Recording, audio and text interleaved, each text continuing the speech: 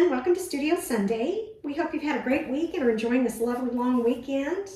Don't forget to honor the service members that we've lost in service that gave their lives for us to be here. That's what Memorial Day is about. Yes. So we need to remember them. Yes. It's also kind of the unofficial kickoff to summer. Oh, yeah, I guess it is. Some of us took full advantage and slept particularly late today. I wonder who that would be. I don't know. What do you think about that? Maybe he was having really creative dreams that he could make stories about. Good. Let's see that come to fruition. Okay, great news. The 2022 sketchbooks have arrived, so we'll begin shipping the hardcovers on Tuesday. Woohoo! Finally, we got a book on time. I know. We'll also have soft covers available beginning Tuesday if you want to order those. But you can only get the hardcovers from Abstract Studios. So all of you who pre-ordered should see them soon. And they are still available on the website. Okay, you want to subscribe. If you want to subscribe to Terry's new series, Parker Girls, now's the time. The first issue goes to the printer in a little over 2 weeks. And we stopped taking subscriptions. Page 14. You better get on it, buddy, because none of them are inked. That's true. Anyway, we stopped taking subscriptions when the book goes to the printer.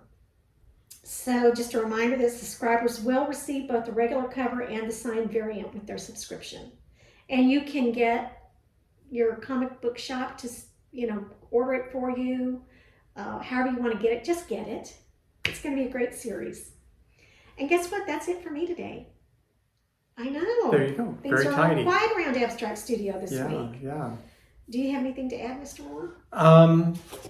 Well, and don't forget the serial omnibus is out since we're in between series. So at least check out the omnibus of the last series I just finished. And then the sketchbook will get you through the downtime before we start Parker Girls. So that's all I have to. You're trying to get you sell a through. serial omnibus, are you? I am. I'm trying to sell a serial omnibus. Don't overlook it. Don't forget it. The reason I mention it is because I used some of the scenes from that in my show and tell art piece today. You actually filmed that before. Yeah. Usually we do the interview first and then the art thing second, but I did the art thing first. And so I know that I used some serial scenes in there. So spoilers. I mean, you should have read it by now. Okay, well, you ready to get on the hot seat? Yeah. We have one long and winding question. Oh, okay. You'll understand why I said that in a minute. Okay. This question is from Michael calling last via YouTube. Thank you, Michael. The question is, people used to always ask John, Paul, George, and Ringo, what are their favorite Beatles songs and why? What's your favorite comic issue, like a single off an album that you created and why? Specific issue. Whoa, I'm looking at my bookshelf. One issue, come on, cough it up. Well, it's going to sound corny, but my favorite would be the very first issue of Strangers in Paradise, because that's the one that is the very first full-length comic book I ever drew, and it was the fulfillment of a dream. It showed me that I could do it. It's kind of like your first skydiving jump or something, your first time to climb Mount Everest. It was just a huge accomplishment to get it done. And then after that, great things happened once it existed. So getting that comic to exist it took my whole life to make that comic. And then after that, it took 6 weeks to make all the others. So that very first one was something. Okay, well, so this is a long and winding question. Okay. Did you get my? No, not at all. Why, is that like one of their songs? I haven't heard this group much. Oh, okay. So his second part of the question is, what series is your Magnum Opus? Sip, Ever, Serial?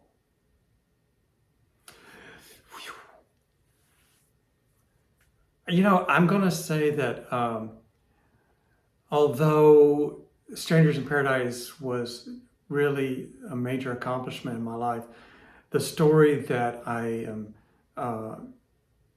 most amazed that I got it made is Rachel Rising.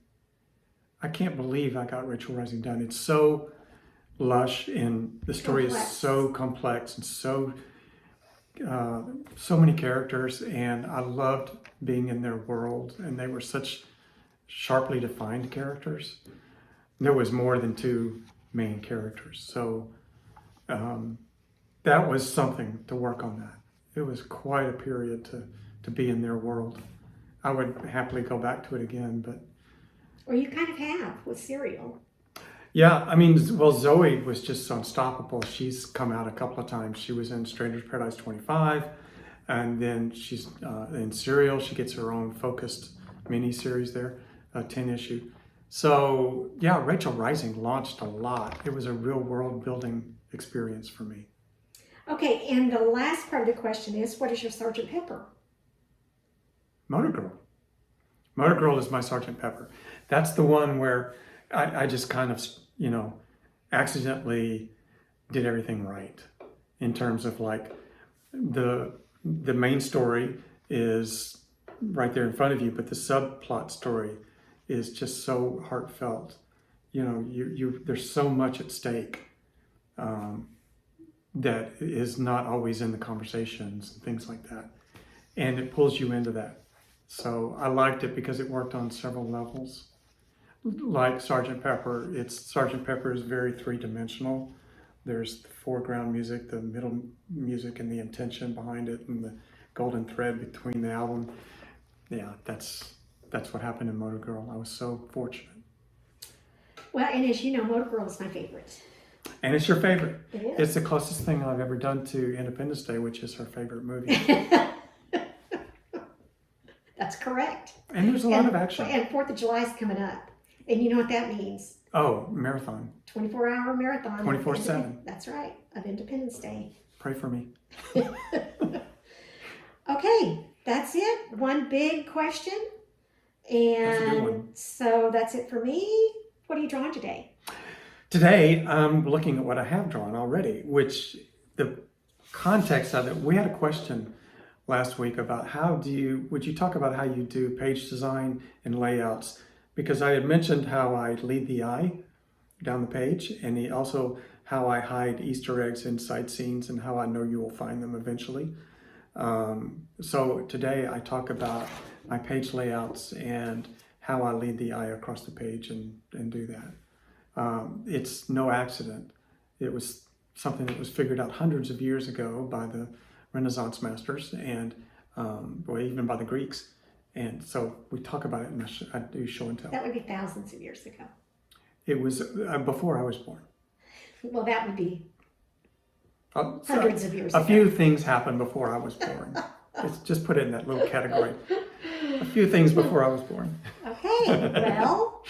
That's why my board is a mess over here. It's got everything I own on it. Okay. All right, well, meet me here and let's talk about page layout. So talking about how to organize your page, how to do layouts, how to make the eye follow, and especially if you have anything like subtext going on in your main story. So this is a page that you would get from a publisher if you got work for hire assignment. So I don't do that. I don't work for DC Vertigo. So I made my own version of this page. So what I do is I just take, I've told you before, I take the Strathmore pad, I measure this off on a light box, and I cut the edges off of a big page, and it becomes an 11 by 17. You'll notice that on my template, I just have this is the action safe inside box. This is the outside edge of the page plus bleed, 1/4 inch bleed around. And all I've done is mark off the middle points here, here, here, so that I can at least divide it in half. That's because I already know that I'm going to probably block it off here and here. I usually work 3 tiers for just regular storytelling. This is the one that I used last year. I used this for Serial, and this is the same thing, but with more information. So this is the one that I think that I have on my website somewhere that you can get this template, and it's also in my How to Draw book. You can get the measurements, make your own template. Okay, yeah, I showed you that to show you this. This is the one that I used for Echo, and this one has the fee ratios on it. And this is where I actually came up with the 3-tier thing.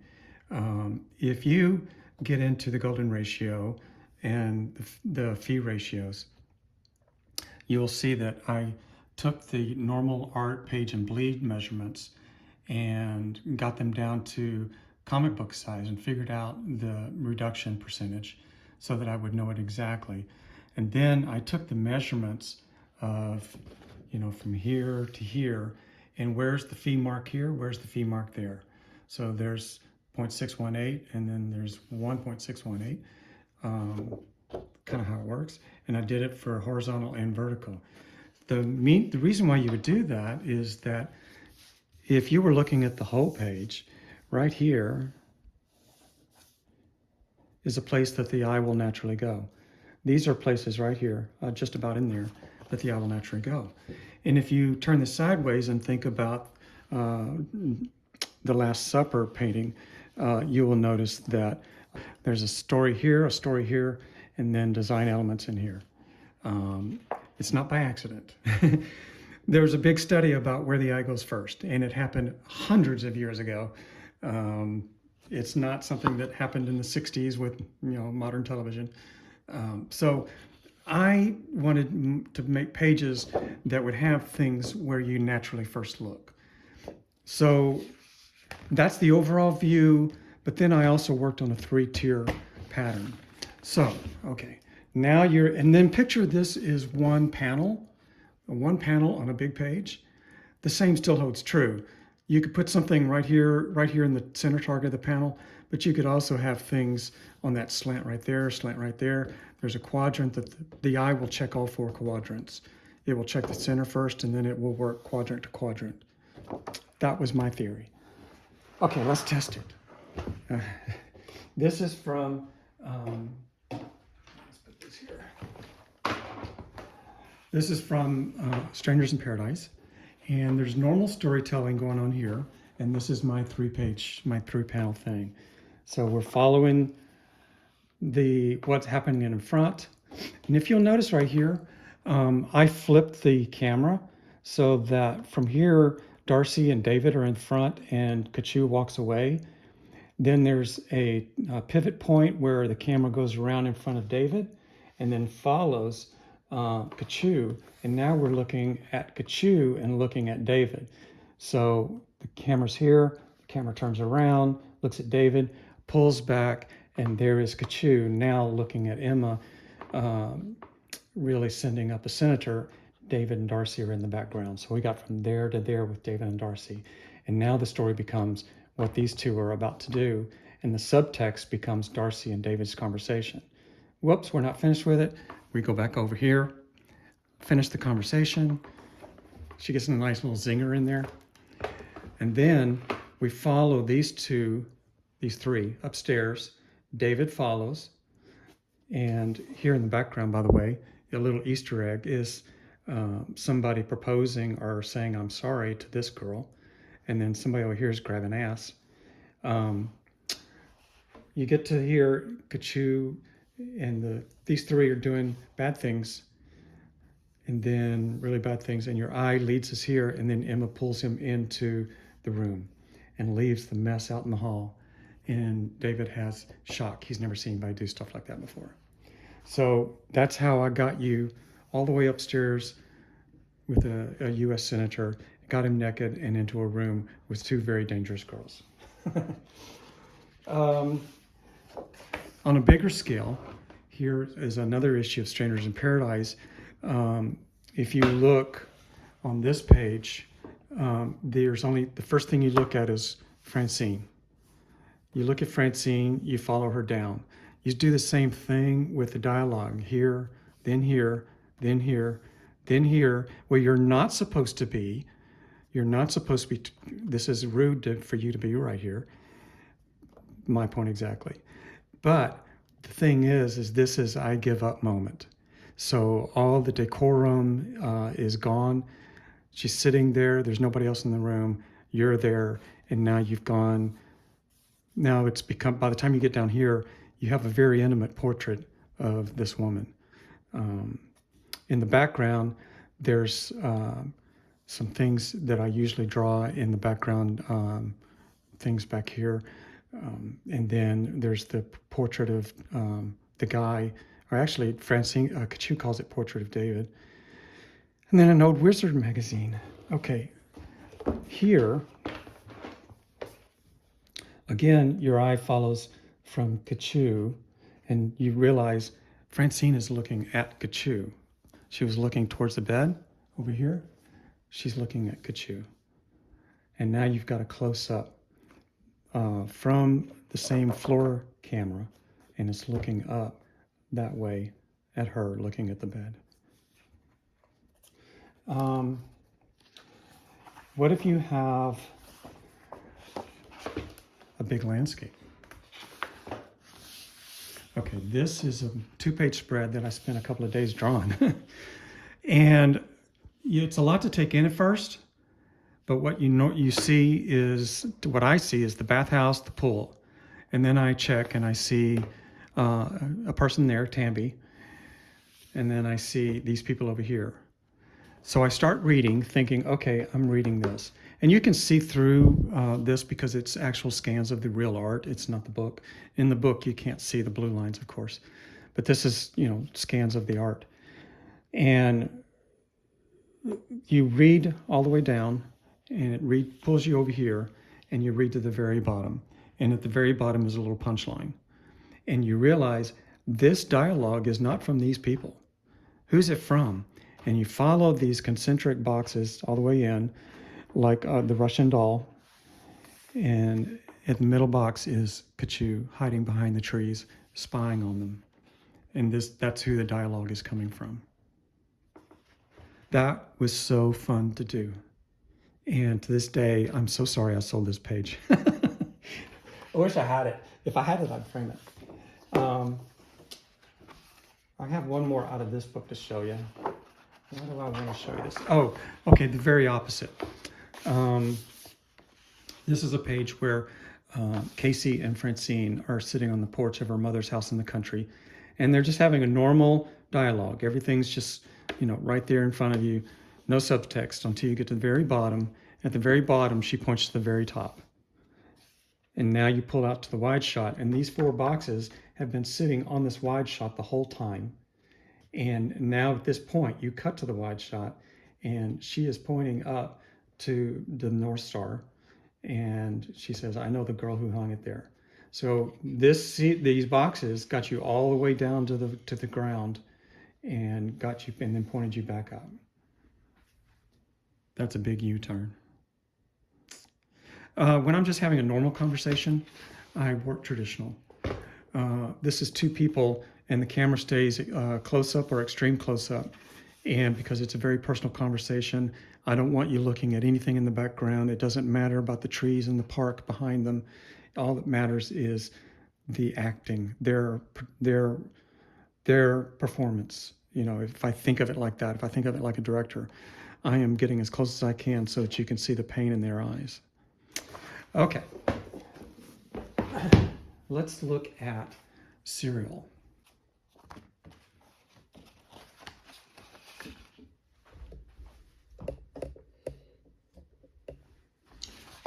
Okay, in Serial, there's a scene where, in Serial number 2, this is spoilers because you should have read this by now. Our dangerous woman, Jenny, is driving on the freeway. The cop is behind her, and this is how we always learn about the cop. You hear something, you sense something, you look in your rear view mirror, and there's the cop. So it goes, the eyes there. So that's a loop, actually, a visual loop. And then it's always a shot from behind, and it's not quite the dash cam from the cop, but this is what we're used to seeing. You get here, she has one hand on the wheel, both hands are visible, one hand on the wheel, another already has the ID ready. This is somebody who knows what to do. When she gets there, she pushes up her glasses like she's a nerd and talks very meek. And the hand expression is very meek. So she's looking up at him, keeping both hands visible at all times, and the body language is, Gosh, I'm helpless. I'm just no threat at all. What in the world is the problem? Same thing here. And he's doing his thing. Oh, I'm so sorry. No, sir. Yes, sir. No, sir. Yes, sir. No, sir. Oops, sorry. Here, he says, okay, I'm going to go run this license and just be sure everything's okay. The minute he turns his back, that sweet girl is gone. She watches him. She reaches in to her blouse and pulls out a 3-inch knife. And that's coming from a special defense bra that women have, where this knife is down in the middle of the bra. I should say, if you don't know about that, you're naive. So she keeps this down behind the cup, and he's now in the back of the car, and hand on the wheel, one hand down here. I sold the next page, so I'm going to have to do it here in the book. Okay.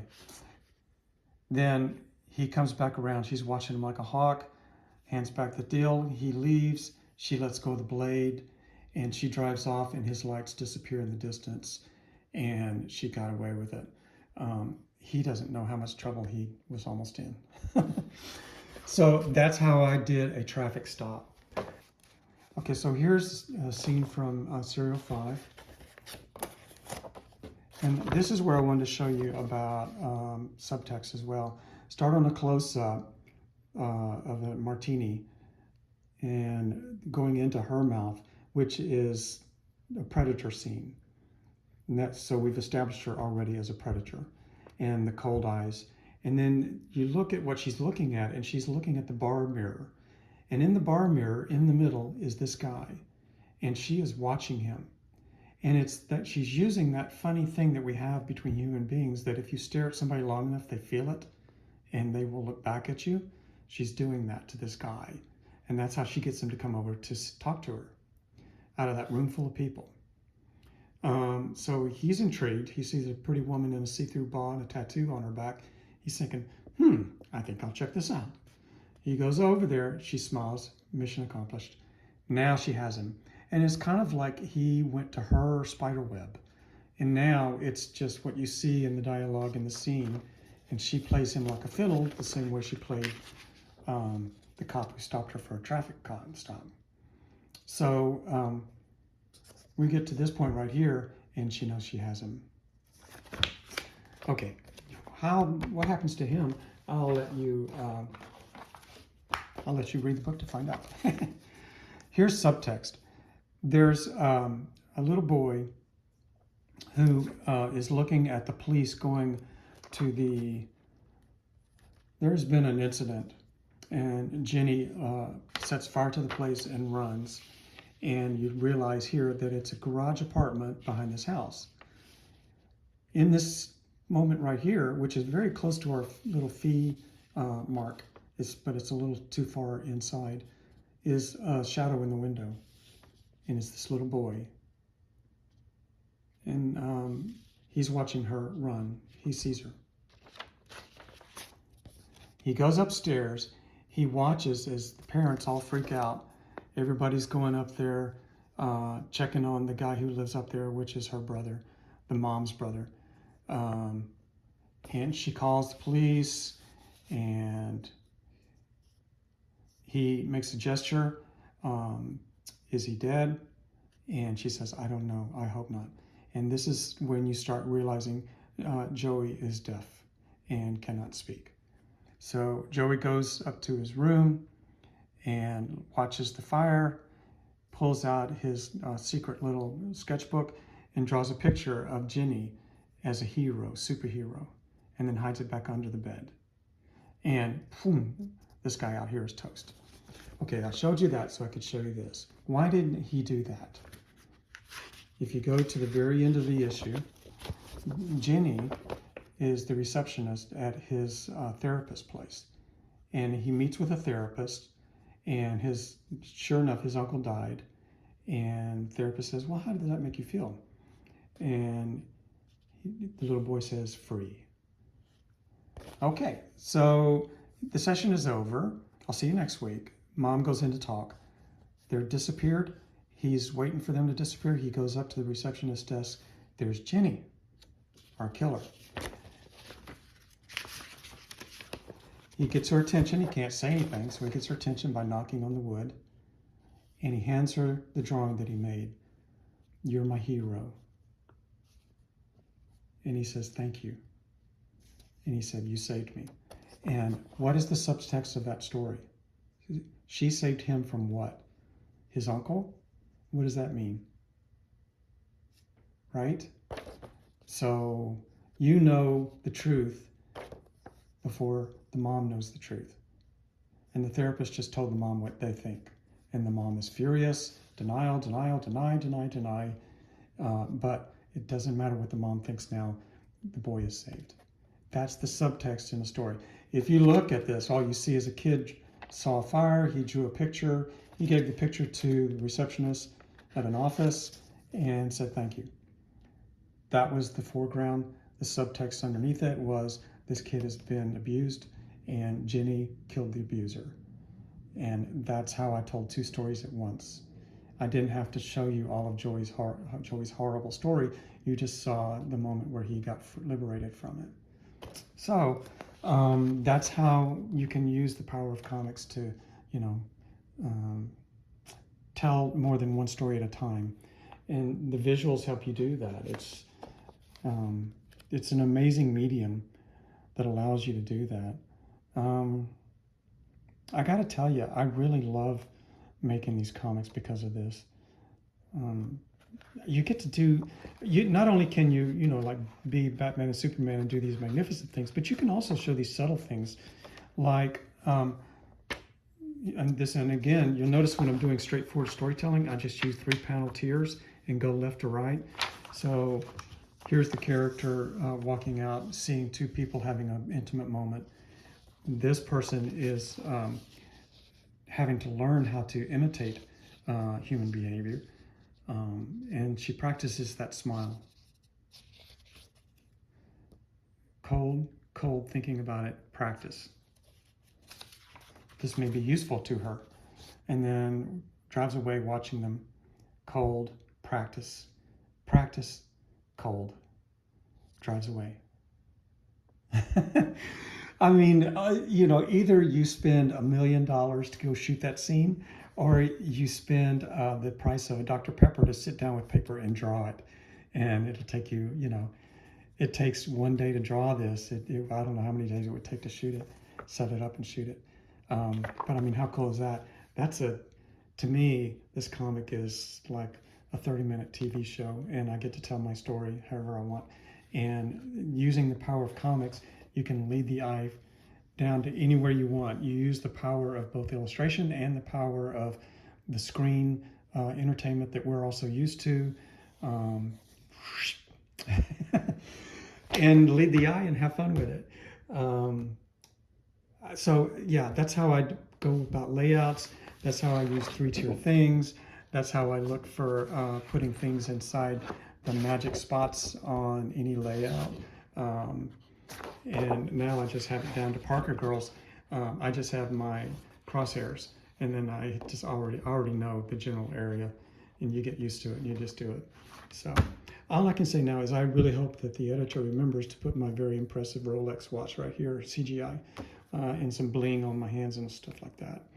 So, okay, you guys have fun drawing. Piece of paper and a pencil, you can do anything.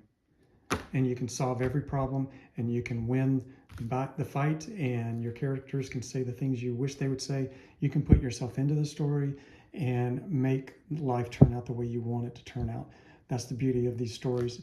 And if enough people read about things turning out well, you inspire them, and you inspire people to maybe change and make decisions and crossroads and butterfly effect stuff for a positive change. So don't underestimate the power of your illustrated stories. All right, talk to you later.